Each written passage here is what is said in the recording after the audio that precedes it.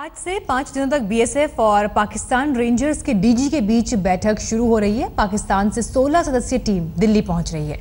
इस बातचीत में भारत सीज फायर, घुसपैठ और तस्करी जैसे मामलों को उठाएगा।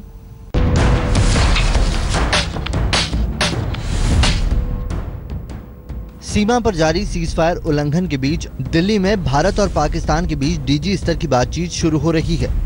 दोनों देशों के बीच एनएसए स्तर की बातचीत रद्द होने के बाद अब सबकी नजरें इस बैठक पर टिकी हैं।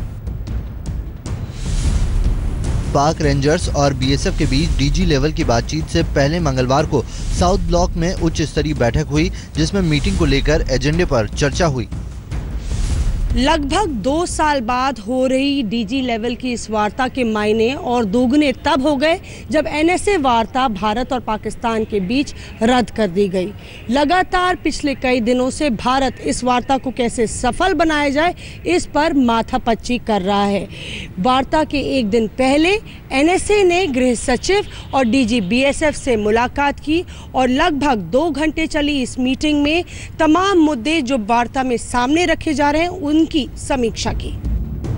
डीजी स्तर की बातचीत में हिस्सा लेने के लिए पाकिस्तान रेंजर्स के DG major general Umar Farooq Burki के नेतृत्व में 16 सदस्यीय प्रतिनिधिमंडल आज दोपहर वाघा बॉर्डर के रास्ते दिल्ली पहुंच रहा है।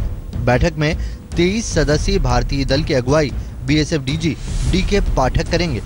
सूत्रों के मुताबिक दोनों देशों के बीच डीजी स्तर की बातचीत में सीमा पर गोलीबारी, घुसपैठ और तस्करी समेत कई मुद्दों पर चर्चा होगी। बताया जा रहा है कि इस बैठक में भारत की ओर से सीमा पर हो रहे सीज फायर के उल्लंघन का मामला भी जोर शोर से उठाया जाएगा। भारत और पाकिस्तान के बीच डीजी स्तर की बातचीत 1.5 साल से भी ज्यादा वक्त बाद हो रही है। इससे पहले दोनों पक्षों के बीच 2013 में लाहौर में बातचीत हुई थी। एक तरफ जहां दोनों देशों के बीच डीजी स्तर की बातचीत शुरू हो रही है, वहीं पाक की ओर से तल्ख टिप्पणियों का दौर भी जारी है।